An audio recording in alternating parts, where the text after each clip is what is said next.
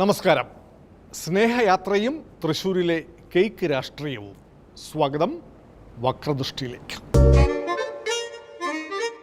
സ്കൂളിലെ കാരളും ക്രിസ്മസ് ആഘോഷവും പരിവാര സംഘടനകൾക്ക് അലർജിയെങ്കിൽ BJPക്ക് ക്രിസ്മസ് കാലം സ്നേഹയാത്രയുടെ സമയമാണ്. കേക്കുമായി ക്രിസ്ത്യാനികളുടെ വീട്ടിലെത്തി BJP നേതാക്കളും പ്രവർത്തകരും. പക്ഷേ കേക്ക് വാങ്ങുന്നവർ ചിലരുടെ സ്നേഹബന്ധത്തിൽ അതിൽ പ്രശ്നം സൃഷ്ടിച്ചാലോ? അങ്ങനെ ഒന്നാണ് തൃശ്ശൂരിൽ നടന്നത്. ക്രിസ്മസ് ദിനത്തിൽ ലോകരക്ഷകൻ വരുന്നതും കാത്ത് തൃശ്ശൂർ മേയറും കുടുംബവും ഇരിക്കവേ വാതിലിൽ ഒരു മുട്ട് കേട്ടു. രക്ഷകൻ്റെ കാലൊച്ച പ്രതീക്ഷിച്ച് കതകു തുറന്നപ്പോൾ ക്രിസ്മസ് സമ്മാനവുമായി അതാ നിൽക്കുന്നു ക്രിസ്മസ് പപ്പയല്ല, BJP സംസ്ഥാന പ്രസിഡന്റ് K. സുരേന്ദ്രനും പ്രവർത്തകരും. വന്നത് രക്ഷകനല്ലെന്നായി കണ്ടു. കേക്ക് സ്വീകരിച്ച് ആമോദത്തോടെ അവരെ സ്വീകരിച്ചു മേയർ. പക്ഷെ മേയറുടെ ഇടത് സ്നേഹിതർക്ക് ഇതത്ര ദഹിച്ചിട്ടില്ല. എൻ്റെ വീടിനകത്ത് അന്നേ ദിവസം ഞാനും എൻ്റെ ഭാര്യയും മാത്രമേ ഉള്ളൂ. ഒരു ദിവസമെങ്കിലും സമാധാനമായി ലോകരക്ഷകൻ വരുന്നത് കാത്തു നിൽക്കുകയാണ് ഞാൻ എൻ്റെ വീട്ടിൽ ഞാൻ ലോകരക്ഷകനെ കാത്തു നിൽക്കുമ്പോൾ ഇവരാരോടും ചോദിക്കാണ്ട് കയറി വന്ന എൻ്റെ വീട്ടിൽ കയറരുത്, ലോകരക്ഷകനെ കാത്തിരിക്കുന്നു എന്നെനിക്ക് പറയാൻ പറ്റുമോ? കാണാൻ ഒരാൾ വന്നിട്ടുണ്ട്. പോയി പണി നോക്കാൻ പറ. 3-4 ദിവസം സ്വസ്ഥമായിട്ട് ഭാര്യയുടെ കൂടെ കഴിയാമെന്ന് വെച്ചപ്പോ ഇവിടെയും വരും ശല്യങ്ങൾ. എന്റെ സീത, നീ എന്തിനാ ഞാനിവിടെ ഉണ്ടെന്ന് പറയാൻ പോയത്? മഞ്ഞിന്റെ മാറാല നീങ്ങുന്നു, വിണ്ണിലെ താരകം കൺതുറന്നു, മണ്ണിൽ സമാധാന പാലകന മുന്നി പുൽക്കൂട്ടിൽ പുഞ്ചിരിച്ചു. സ്നേഹമാണല്ലോ ഏറ്റവും വലുത്. ആരൊക്കെയാണ് എൻ്റെ വീട്ടിലേക്ക് വരുന്നത്? എല്ലാവർക്കും സ്വാഗതം.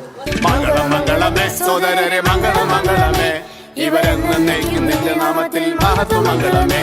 ജഗദീശ ഈ ഭവനത്തെ എന്നുമേ കാക്കണമേ, ഇവരെന്നും നയിക്കുന്നിന്റെ നാമത്തിൽ മഹത്വമംഗളമേ. സ്നേഹയാത്രയുടെ ഭാഗമായിട്ടാണ് ഞങ്ങളും വന്നിരിക്കുന്നത്. മേയറെ കണ്ടു, ക്രിസ്മസ് ആശംസിച്ചു, കേക്ക് കൈമാറി. നഗരസഭയുടെ പരിപാടിയിൽ സുരേഷ് ഗോപിയെ ഒന്ന് പുകഴ്ത്തിയതിൻ്റെ പുലിവാല് തീർന്നിട്ടില്ല. അപ്പോഴാണ് K. സുരേന്ദ്രൻ്റെ വരവ്.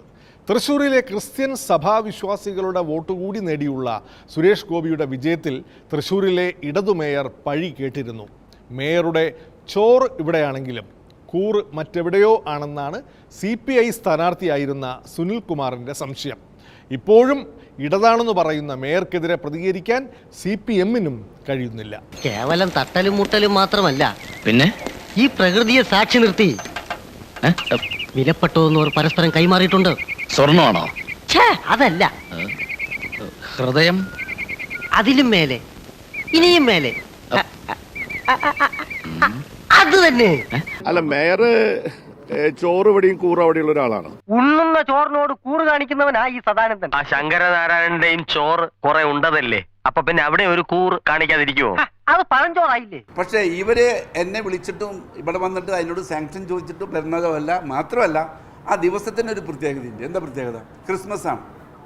ക്രിസ്മസിനെ നമ്മൾ അങ്ങോട്ടും ഇങ്ങോട്ടും സ്നേഹം പങ്കിടും. കേക്ക് കൊടുത്തതിന് ഞാൻ കുറ്റം പറയില്ല, കാരണം BJPയുടെ സംസ്ഥാന പ്രസിഡന്റ് ആർക്കും കേക്ക് കൊടുക്കാം. പക്ഷെ കേരളത്തിൽ ഒരുപാട് മേയർമാരുണ്ടായിട്ടും തൃശ്ശൂർ മേയർക്ക് മാത്രം പ്രത്യേകം കേക്ക് കൊണ്ടു കൊടുക്കുന്നത് വഴിതെറ്റി വന്ന് കേക്ക് കൊടുത്തിട്ടുള്ളതല്ല. അതിന് സ്നേഹം പങ്കിടാൻ വേണ്ടി ഒരു കേക്കും കൊണ്ട് എൻ്റെ വീട്ടിലേക്ക് വരുമ്പോൾ എൻ്റെ വീടിനകത്തേക്ക് നിങ്ങൾ കയറരുത് എന്ന് പറയുന്ന ഒരു സംസ്കാരം എനിക്കില്ല. എനിക്ക് സാറിനെ വളരെ ഇഷ്ടപ്പെട്ടു. സ്വന്തം അച്ഛനോടൊക്കെ തോന്നുന്ന ഒരു തരം സ്നേഹം. ഞാൻ എപ്പോഴും വീട്ടിൽ വന്നോട്ടെ. പിന്നെ ഈ സുനിൽകുമാർ ഇപ്പോൾ MP ആണെങ്കിൽ MP ആണെന്ന് വിചാരിക്കുക. അദ്ദേഹം എന്താ BJPയിൽ കേക്ക് കൊടുത്താൽ മേടിക്കില്ലേ? എന്തുകൊണ്ട് അങ്ങനെ കാണുന്നില്ല? ഒരു കേക്ക് എൻ്റെ വീട്ടിലേക്ക് ആര് കൊണ്ടുവന്നാലും ഞാനത് വാങ്ങിക്കില്ലേ എന്നുദ്ദേശിച്ച് ഞാനിവിടെ തന്നെ ആ പ്രസ്ഥാനത്തിലൂടെ പോയെന്നാണോ ചരിത്രം? സ്നേഹത്തോടെ ഇവര് വെച്ച് നീട്ടുമ്പോ എങ്ങനെയാ മോളെ കഴിക്കാതിരിക്കണേ? സ്നേഹത്തോടെ തിരി ആട്ടുങ്ങാട്ടെടുത്ത് ഉണക്കമുന്തിരി എന്ന് പറഞ്ഞാൽ നിങ്ങൾ തിന്നോ? വെറുതെ ഒരു മിനിറ്റ് പോട്ടെ മോളെ. ഇടതുപക്ഷ ജനാധിപത്യ മുന്നണിയുടെ മേയർ എന്ന നിലയിൽ അദ്ദേഹം BJP സംസ്ഥാന പ്രസിഡന്റിന്റെ കയ്യിൽ നിന്ന് കേക്ക് മേടിച്ചത് ഒരു നിഷ്കളങ്കമായ ഒരു കാര്യമായിട്ട് എനിക്ക് കാണാൻ കഴിയുന്ന കാര്യമല്ല.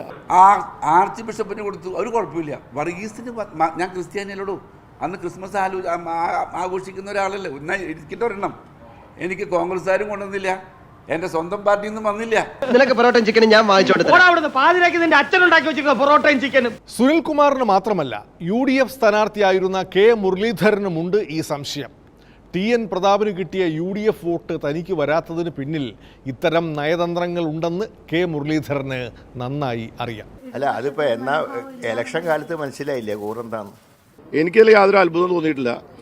കാരണം കഴിഞ്ഞ ലോക്സഭാ തെരഞ്ഞെടുപ്പിൽ BJP സ്ഥാനാർത്ഥിക്ക് വേണ്ടി നേരിട്ടും പരോക്ഷമായും പ്രവർത്തിച്ച BJPക്ക് വേണ്ടി വർക്ക് ചെയ്ത ഇടതുപക്ഷ ജനാധിപത്യ മുന്നണിയുടെ മേയറായിരിക്കുന്ന ആളാണ് ഇപ്പോഴത്തെ മേയർ.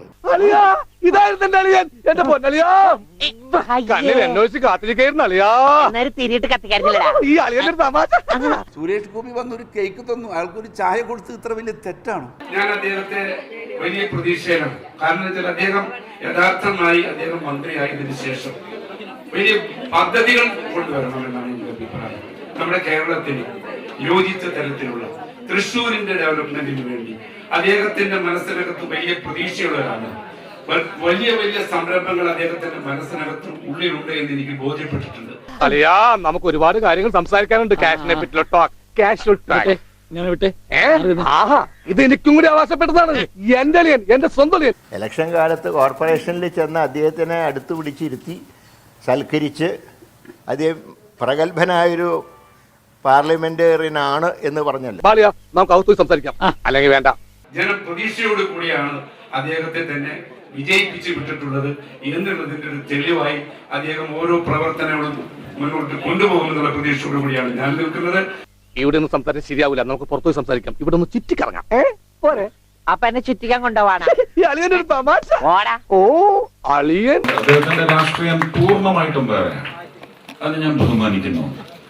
പക്ഷെ ആ രാഷ്ട്രീയത്തിൽ നിന്നുകൊണ്ട് ഒട്ടുമേ ഇഷ്ടമില്ലാത്ത എന്റെ രാഷ്ട്രീയം ഒരുപക്ഷെ തെരഞ്ഞെടുത്ത് അതിനു മുമ്പ് നോമിനേറ്റ് ചെയ്ത ഒരു പ്രതിനിധി കൊണ്ടുവന്ന് ന്യായമായ കാര്യങ്ങൾ ജനങ്ങളുടെ സൗഖ്യത്തിലേക്ക് എത്തിച്ചു കൊടുത്ത ഒരു മേയർ എന്ന നിലയ്ക്ക് ആദരിക്കാനും സ്നേഹിക്കാനും മാത്രമാണ് തോന്നുന്നത്. എന്നാൽ ഇടതുപക്ഷത്തിന്റെ കൂടെ നിൽക്കുന്ന ഈ സുനിൽകുമാർ ഒരു മേയർ, ഇടതുപക്ഷം ഭരിക്കുന്ന ഈ കോർപ്പറേഷനകത്തേക്ക് മേയർ എന്ന നിലയ്ക്ക് ഒന്നും കാണാൻ വന്നില്ല. കാരണം അത് MP നോമിനേറ്റഡ് MP ആയിരുന്നപ്പോൾ എന്തോ ഫണ്ടൊക്കെ അവിടെ കൊടുത്തു അത്രേ. അതേസമയത്ത് ഇലക്ടഡ് MP ആയിട്ട് പ്രതാപൻ എന്നെ ഒന്നും സഹായിച്ചിട്ടില്ല. എന്നിട്ട് അദ്ദേഹം പറയുന്നു ഞാൻ 1000 കോടി ചെലവ് ചെയ്തിട്ടുണ്ട്, അത് മേയർ പറഞ്ഞില്ല. ഞാൻ പറയണമെങ്കിൽ എൻ്റെ അടുത്ത് വരണ്ടേ? ഞാൻ റോട്ടിൽ ഇറങ്ങി നിന്ന് പറയാൻ പറ്റൂ. ഇവിടുത്തെ മുൻ മന്ത്രിയായിരുന്ന സുനിൽകുമാർ 1000 കോടി ചെലവ് ചെയ്തിട്ടുണ്ടെന്ന് പറയാനുള്ള ഒരു വേദി ഉണ്ടാക്കണ്ടേ? സഹായം മുഴുവൻ സുരേഷ് ഗോപിയാണ് കിട്ടിയെന്ന് പറഞ്ഞു. അത് വളരെ വ്യക്തമല്ല അന്ന് തന്നെ. പെങ്ങളൊക്കെ TST തന്നെ തുക തരുമോ അളിയാ? നോക്കച്ച എന്തൊരു ചേർച്ച, ഒരമ്മ പെറ്റ ആളിയന്മാരാണെന്നേ പറയൂ.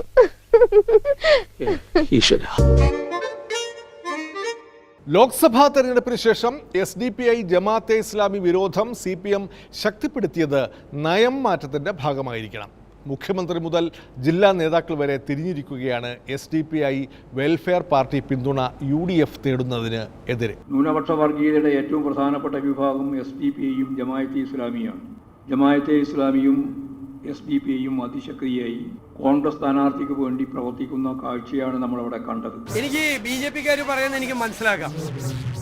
ഈ BJPക്ക് വോട്ട് പറഞ്ഞതിന് CPMന് എന്തിനാണ് ഇത്ര സങ്കടം? ഞാൻ അലമ്പൂടാ, എന്റെ അവസാനത്തെ ആഗ്രഹം ഇത്. SDPIയുടെയും ജമാഅത്തെയുടെയും സഹായം എല്ലാ വഴിവിട്ട മാർഗങ്ങളും ഉപയോഗപ്പെടുത്തി UDF നേടിയെടുത്തു. അന്ന് SDPIക്കാരുടെയും ജമാഅത്തെ ഇസ്ലാമിയുടെ വോട്ടാണോ അന്ന് ഈ ശ്രീധരന് കിട്ടിയത്? ഇത് BJPയുടെ വോട്ടിനേക്കാൾ കൂടുതൽ വോട്ടന്ന് ഈ ശ്രീധരൻ പിടിച്ചു. ആ വോട്ടിലൊരു നല്ല ഭാഗം രാഹുൽ മാങ്കൂട്ടത്തെ തിരിച്ചു പിടിച്ചു. ഇപ്പൊ ക്ലിയർ ആയി, അല്ലെ ഡൗട്ട് അടിച്ച് പണ്ടടങ്ങി പോയനെ. 4 വോട്ടിന് വേണ്ടി വർഗീയതയെ ചേർത്ത് പിടിക്കാൻ ഒരു മടിയില്ല, അതല്ലേ കാണുന്നത്. ജമാഅത്തെ ഇസ്ലാമിയോട് വലിയ വിരോധം ഞാൻ നിങ്ങൾക്ക് എല്ലാവർക്കും അയച്ചു തരാം. ദേശാഭിമാനിയുടെ എഡിറ്റോറിയൽ ഉണ്ട്. 1996 ഏപ്രിൽ 22 എഴുതിയ എഡിറ്റോറിയൽ ജമാഅത്തെ ഇസ്ലാമിയുടെ പിന്തുണയെ സ്വാഗതം ചെയ്തുകൊണ്ട്. ഞാൻ ഈ കൂറകളൊന്നും വായിക്കാറില്ല, ഒന്ന് വായിച്ചു നോക്കണം. പ്രിയങ്ക ഗാന്ധിക്ക് പരസ്യ പിന്തുണയല്ലേ ജമാഅത്തെ ഇസ്ലാമി പ്രഖ്യാപിച്ചത്? എന്ത് പറയാനുണ്ടായി കോൺഗ്രസിന്? ജമാഅത്തെ ഇസ്ലാമിയുടെയും SDPയുടെയും പിന്തുണ പരസ്യമായി വരുമ്പോ പ്രതികരിക്കണ്ടേ? തെരഞ്ഞെടുപ്പിൽ മത്സരം വോട്ടിന് വേണ്ടിയാണ് എന്നുള്ളത് ശരിയാണ്. പക്ഷെ ആ വോട്ട് ഏതുമാകാമെന്നാണോ? ഈ പിണറായി വിജയൻ ജമാഅത്തെ ഇസ്ലാമിയുടെ ആസ്ഥാനത്ത് പോയിട്ടുണ്ട്. എന്നിട്ടിപ്പോ ജമാഅത്തെ ഇസ്ലാമി വർഗീയവാദികളാണെന്ന് CPM പറയാണ് BJPയുടെ കൂടെ നിന്നുകൊണ്ട്. പാർട്ടിയുടെ മുഖ്യശത്രു പട്ടികയിൽ കേരളത്തിലെങ്കിലും കോൺഗ്രസ് ഇടം പിടിച്ചിട്ടുണ്ട്. കോൺഗ്രസിൻ്റെ ദേശീയ നേതൃത്വത്തിനെതിരെ വിമർശനം കടുപ്പിച്ചിട്ടുണ്ട് CPM. രാഹുൽ ഗാന്ധിയുടെയും പ്രിയങ്കയുടെയും വയനാട്ടിലെ വിജയത്തിനു പിന്നിൽ വർഗീയ സംഘടനകളുടെ പിന്തുണയുണ്ടെന്ന് വിജയരാഘവൻ സഖാവ് പ്രസ്താവിച്ചിരുന്നു. പിന്തുണച്ച് പാർട്ടി സെക്രട്ടറിയും. മുമ്പ് തദ്ദേശ ഭരണ തെരഞ്ഞെടുപ്പിലടക്കം ഇവരുടെ വോട്ട് CPM തേടിയിട്ടില്ലേ എന്ന് UDF. ഇവിടുന്ന് ഇപ്പോൾ 2 ആൾ ജയിച്ചില്ലേ ഈ വയനാട്ടിൽ നിന്ന്? രാഹുൽ ഗാന്ധി ജയിച്ചില്ലേ? ആരുടെ പിന്തുണയില്ല രാഹുൽ ഗാന്ധി ഡൽഹിയിലെത്തിയത്? മുസ്ലിം വർഗീയ ചേരിയുടെ ദൃഢമായ പിന്തുണയില്ലെങ്കിൽ ഈ രാഹുൽ ഗാന്ധി ഇവിടുന്ന് ഡൽഹിക്ക് എത്തുവോ? വിശ്വനാഥ വെറുതെ കുഴപ്പമുണ്ടാക്കരുത്. ഞാനൊരു പൊളിറ്റിക്കൽ ചാണക്യനാണ്. നയപരമായ എന്റെ ദൗത്യങ്ങൾക്ക് ശേഷമേ കർമ്മപരിപാടിയിലേക്ക് തിരിയൂ. പ്രിയങ്ക ഗാന്ധിയോടോ നമ്മൾ കണ്ടില്ലേ? ആരൊക്കെയായിരുന്നു പ്രിയങ്ക ഗാന്ധിയുടെ ഈ ഓരോ ഘോഷയാത്രയുടെ മുന്നിലും പിന്നിലും? ആരാ? ന്യൂനപക്ഷ വർഗീയതയിലെ ഏറ്റവും മോശപ്പെട്ട ഘടകങ്ങൾ, തീവ്രവാദ ഘടകങ്ങൾ വരെ അതിലുണ്ടായില്ലേ? തീവ്ര വർഗീയ ഘടകങ്ങൾ ഉണ്ടായില്ലേ? അവരെല്ലാം ഉണ്ടായിരുന്നില്ലേ അതില്? വിജയരാഘവൻ പറഞ്ഞത് വളരെ കൃത്യമാണ്. വർഗീയവാദികളുടെ വോട്ട് കൂടി ചേർത്തുകൊണ്ടാണ് ഇവരെല്ലാം ജയിച്ചത്. അതിൽ ഒരു സംശയവും നിങ്ങൾക്ക് വേണ്ട. എങ്ങനെയുണ്ട് എന്റെ ട്രീറ്റ്മെന്റ്? അയ്യോ മൊയിലാളി ആര്? കള്ളനല്ലേ, പെരുങ്കള്ളനല്ലേ. ന്യൂനപക്ഷ തീവ്രവാദികളുടെ വോട്ട് കൊണ്ടാണ് ജയിച്ചതെന്ന് പറഞ്ഞാൽ വയനാട്ടിലെ ജനങ്ങളെ മുഴുവൻ അപമാനിച്ചതാണ് CPM. UDFന്റെ ഭൂരിപക്ഷമല്ല, ജമാഅത്ത് ഇസ്ലാമിന്റെയും അതുപോലെ തന്നെ SDPയുടേതാണ് ഭൂരിപക്ഷം ഇവരെ പാർലമെന്റ് തെരഞ്ഞെടുപ്പിൽ. ജമാഅത്ത് ഇസ്ലാമിയുടെ പിന്തുണയോടുകൂടി എത്ര LDF ആളുകൾ മത്സരിച്ചിട്ടുണ്ട്? SDPI പിന്തുണയോടുകൂടി എത്ര ആളുകൾ കഴിഞ്ഞ പഞ്ചായത്ത് തെരഞ്ഞെടുപ്പിൽ മത്സരിച്ചിട്ടുണ്ട്? ഇത്തരം സംഘടനകളുമായി യാതൊരു ബന്ധവുമില്ലെന്ന് ഒരു വശത്ത് കോൺഗ്രസ് പറഞ്ഞുകൊണ്ടിരിക്കുമ്പോൾ ഇതാ വരുന്നു K. മുരളീധരൻ്റെ വക തിരുത്ത്. 2016 വട്ടിയൂർക്കാവ് തെരഞ്ഞെടുപ്പിൽ ജമാഅത്തെ ഇസ്ലാമി വോട്ട് തനിക്ക് കിട്ടിയിട്ടുണ്ടെന്ന് K. മുരളീധരൻ വെളിപ്പെടുത്തുന്നു. വോട്ട് തരാൻ സന്മനസ്സുള്ളവരോട് എങ്ങനെ വേണ്ടെന്ന് പറയും? മുരളീധരൻ കുറച്ചുകാലം കൂടി ഇവിടെയൊക്കെ ഉണ്ടാകുമല്ലോ എന്ന് CPM. കേരളത്തിലെ CPMൻ്റെ അജണ്ട മാറി. സംഘപരിവാറിനെ പോലും നാണിപ്പിക്കുന്ന തരത്തിൽ ഭൂരിപക്ഷ വർഗീയ പ്രീണനവുമായി CPM രംഗത്തിറങ്ങിയിരിക്കുകയാണ്. കൈമളെ സത്യം പറയണം, ഇതിലെന്തോ ചുറ്റിക്കളിയില്ലേ? എന്റെ തമ്പുരാൻ പദവി തെറിപ്പിക്കാനുള്ള തന്റെ വേലയല്ലേ ഇതെല്ലാം? ഞങ്ങളിപ്പോൾ ഒരു സ്ട്രാറ്റജി അതിന്റെ ഭാഗമായിട്ട് ആലോചിച്ചിട്ടില്ല. ഞങ്ങൾ ഇപ്പോൾ പറഞ്ഞതെന്താ പറഞ്ഞാൽ ഭൂരിപക്ഷ വർഗീയതയും ന്യൂനപക്ഷ വർഗീയതയും, ഈ രണ്ട് വർഗീയതക്കെതിരായിട്ടുള്ള പോരാട്ടത്തിന്റെ ഭാഗമായിട്ട് ഞങ്ങൾ പോകുമ്പോൾ പണ്ട് പറഞ്ഞ പോലെയല്ല, കോൺഗ്രസും ലീഗും ന്യൂനപക്ഷ വർഗീയതയെ സഖ്യകക്ഷിയാക്കി മാറ്റിയിരിക്കുന്നു എന്നുള്ളതാണ് ഏറ്റവും പ്രധാനപ്പെട്ട പ്രശ്നം. ആളുകളെ തമ്മിൽ ഭിന്നിപ്പിക്കുക, അതിൽ നിന്ന് ഭൂരിപക്ഷത്തിന്റെ വോട്ട് പിടിച്ച് ജയിക്കുക. ഇത് ഞാൻ തെളിയിക്കും. തമ്പുരാനാവേണ്ടത് എന്റെ ആവശ്യമായി പോയില്ലേ? കേരളത്തിൽ 3 പതിറ്റാണ്ടായി ജമാഅത്ത് ഇസ്ലാമി പിന്തുണ കൊടുത്തിട്ടുള്ളത് LDFനെയാണ്.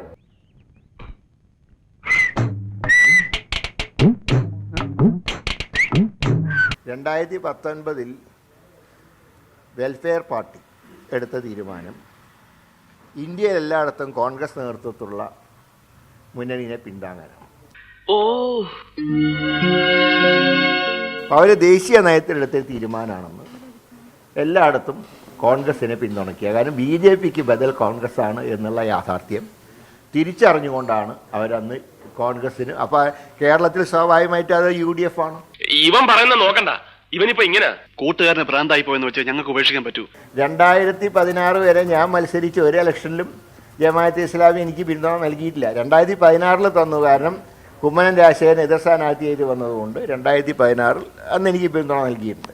മാനവും മര്യാദയായിട്ട് ജീവിക്കുക, വേണമെങ്കിൽ നിന്റെ കാല് പിടിക്കാം, എന്റെ ജോലി ഇല്ലാതാക്കരുത്. അല്ലേ ഞാൻ പറയുന്നത്? നീ ഒരു പുല്ലും പറയണ്ട.